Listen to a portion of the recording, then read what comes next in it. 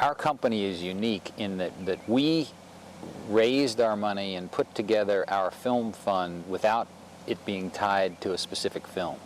So we have the freedom to go look for a project and commit to it and bring it to film when it is ready, if it ever becomes ready.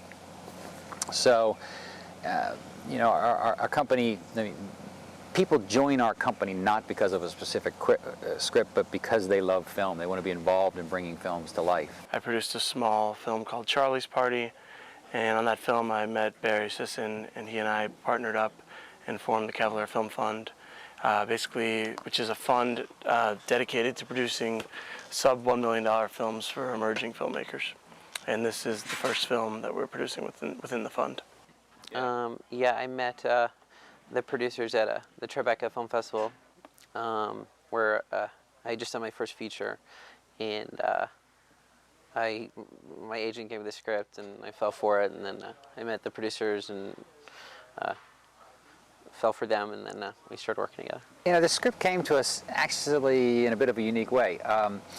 Tim Estep is from this area, has family in the area of Harrisonburg. And he had read, or somebody in his family had read about our company, and they had told him about us. And so he called me and asked if we would be interested in reading a script. And we always answer that as yes. And so he sent me the script. About a week later, a friend of Mark's from California called him and said they had a script that we might be interested in. And they sent the script to Mark. Mark read it. He called me and he said, I think we've got our first film under the Cavalier banner. And I said, really, what's the name of it? And he said, Disconnected. And I said, that's familiar. And so I went to my pile of scripts and flipped through, and I said, you know, I've got that too. And so it's really quite interesting that it came to us from two different sources, neither one of them knowing they were sending it to the same company, and so it seemed like fate, so we had to pay close attention to it. I'd read about probably 40 from that site in particular, inktip.com, and the one that really stuck out about this script is how real it was and how the dialogue and everything, it just seemed, I've seen a lot of these holiday movies, but they seem so heightened and so, like, I don't know what the word is, I couldn't relate to a lot of them, but it was very relatable. The dialogue was very natural, everything about it was very natural, it was very believable, and I think it would be hard for most people when they watch this film or read this script to not find someone that they identify with right off the bat. I wrote the first draft of it about 6 years ago, and been sticking with it, and it's been 2.5 years since the original option and a long development period. And I guess the reason I've stuck with it is I love the story because it feels real to me, it feels true. It has comedy and it has poignant moments. Some people use the word dramedy. I like comedy with a heart because I think that describes more closely what it is.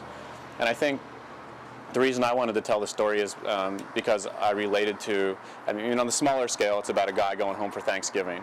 But on the larger scale, it's about the period in people's lives when the family has grown apart because the kids have grown up.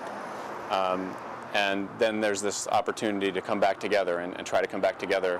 And that's really what it's about. And this family they're not deeply dysfunctional, as it turns out. They had a good period when the kids were growing up and grew apart, and now they're trying to come back together. And that's really what it's about. What really got me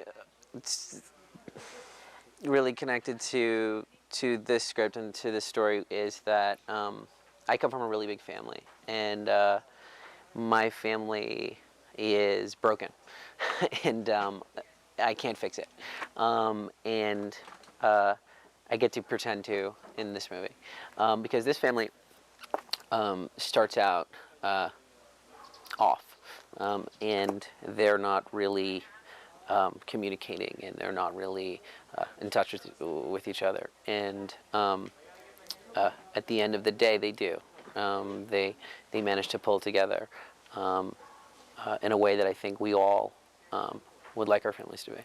The thing that I related to with this character is that everyone goes home for the holidays.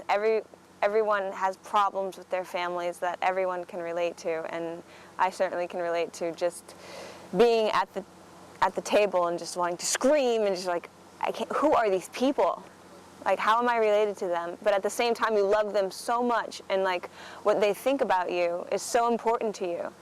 And so when they say, you know, offensive things to you or get on your nerves or just rub you the wrong way, it just ends up bad. It's real to life. So we have a writer who's very smart and very funny and subtle and truthful. You can't beat that combination. So all of it rings true. The mother, Dottie, in this reminds me of my parents' generation, where just honesty was not all that easy in certain circumstances. Well, I like the story. I think it's very realistic and interesting, and I just like the script. In a roundabout way, I'm doing this for my own therapy. I think essentially making this film is very cathartic because I get to play out some of those things that this family actually can, you know, triumph through that a lot of families don't. But that, you know, it's themes that all families struggle with. You know, the dynamic of father and son. You know, as we get older, how we interact with our parents. How we interact with our siblings, our nieces, our nephews, and you know, I think family is it. You know, at the end of the day, they're the people who you'll know the longest, and you don't get to choose them.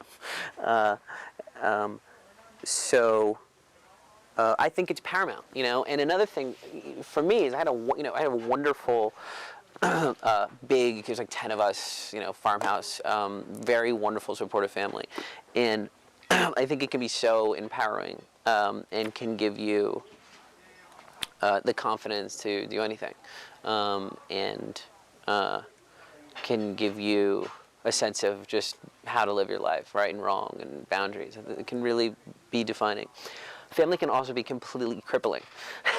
And it can destroy, you know, it can destroy you if it's a terrible situation. You know, it can sort of disable you from moving forward. It can, you know, disallow you to have healthy relationships. So, you know, I think fundamentally, it's really key for everybody. We all sort of have problems in our families, and everybody's family is sort of broken in its own way. It was interesting. It's not like a heavy drama, and it's not like a broad comedy.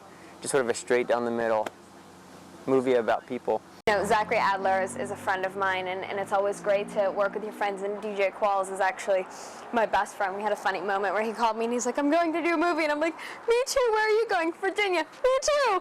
And it was really great to be out here, you know, in a town that, you know, it's very different from, I live in Los Angeles, so it's very different, and we get kind of lonely and we all get to hang out, and it's very comfortable. Stanton's an amazing town. We searched throughout the state for a long time, and you know, the first day I walked on a Stanton, I knew this was the place to shoot. I've never filmed in Virginia. The people here are really nice. They're much more giving than most people. You know, they don't have many movies filmed here, so they're like, okay, we'll let you have that. You know, Virginia is just a beautiful place, and it's got varied topography that you can shoot just about anything but a desert here in Virginia. Well, there have been major challenges every step of the way, as I think there always is in independent film. I mean, it seems like every day there's a new crisis, and every day that crisis is overcome. I mean, the other day we had what can only be described as a hurricane go through here and just destroyed us. I mean, tents are gone and equipment was damaged, and you know, and yet, you know, we maybe started filming 15 minutes late that day with the wind still whipping around us. So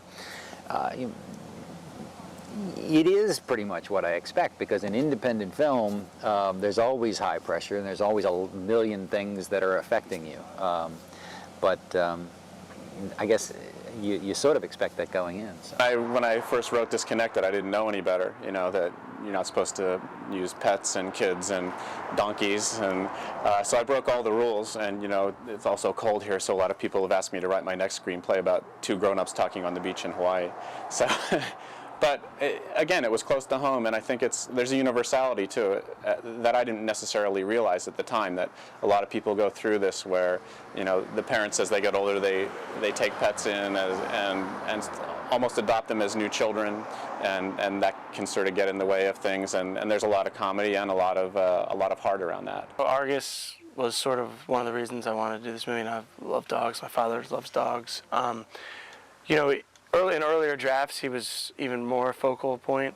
You know, as you look at the practicalities of shooting a movie in a limited schedule, it's difficult to do that with a dog. So he's been toned down, but I think he still is sort of a looming large above the script. You know, the Argus represents what's keeping the father and son relationship apart, really the father from all the children. And so to me, his passing is sort of what allows the family to come together. R2, the dog who's playing Lily, she wouldn't play dead. She'd be lying there, and when Sean walked over to her, she'd go. The classic definition of an independent film is any film that is financed outside of the studio system, but it's more the category that we operate in is very limited budget films. I mean, we make films for under $1 million, and that means you just don't have the money to throw at every problem to make it go away that Hollywood operates with. It's been a roller coaster and a great one, you know, and it's I think a writer's dream to be able to be here. Getting things out of this that are way more important than money. I know when I got into the film world, I tell everybody, I mean, it took 20 years off my life. I mean, it's just I found something that I shouldn't be doing, and it just felt so great, and I think they feel the same way. I mean, to be on the inside of bringing a film to life is a pretty darn special thing. As far as whether I thought it would get made, I guess in the back of my mind I did. I think every screenwriter does, but I'd have written it either way because it's, you know, felt so personal and so powerful, and the material was just there, and the material has always been there, and it's been a matter of shaping it into a story over the years. It's just a pleasure to have the writer on set, particularly a writer like John. It's just been great, and I love the cast. It's a great, and Zach, and everybody. I mean, it's been a really fantastic run. I mean, we are an ongoing film production company. We're always looking for projects, and when we find the next one that we're willing to devote a year of our lives to, we'll be back in production.